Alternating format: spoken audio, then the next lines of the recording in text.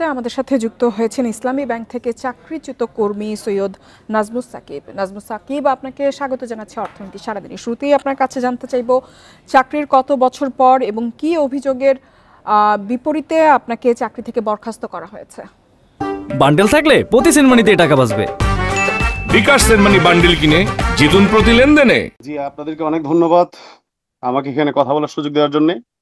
আমি 2018 সালের জানুয়ারিতে চাকরিতে জয়েন করি এবং আমাকে প্রায় 8 বছরের কাছাকাছি সময়ের কিছু আগে আমাকে টার্মিনেট করা হয়েছে এবং আমাকে কি কারণে টার্মিনেট করা হয়েছে এই ধরনের কোনো কারণ উল্লেখ করা নেই আর কি। আমাকে আমাকে জাস্ট 29 তারিখে বেলা 12টার দিকে আমাকে একটা টার্মিনেশন লেটার ধরিয়ে দেওয়া হয়, যেখানে আমাকে কি কারণে আসলে চাকরিচ্যুত করা হচ্ছে এর কোনো সুস্পষ্ট ব্যাখ্যা নেই। নাজমুস সাকিব, যেহেতু বরখাস্ত করা হয়েছে, সেক্ষেত্রে কি ধরনের নিয়ম নীতি মানা হয়েছে? চাকরি শেষ হয়ে গেলে আমরা জানি যে পেনশনের ক্ষেত্রে বিভিন্ন সুযোগ সুবিধা পাওয়ার কথা থাকে, সেসব বিষয়ে আপনাদের কোনো ফয়সালা হয়েছে কিনা?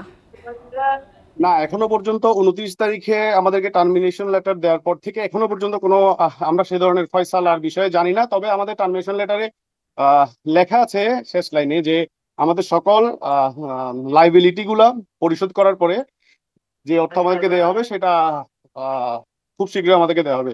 তবে এখনো পর্যন্ত ব্যাংকের পক্ষ থেকে আমরা কোনো কিছু পাইনি আর কি, কোনো তথ্য পাইনি এ বিষয়ে।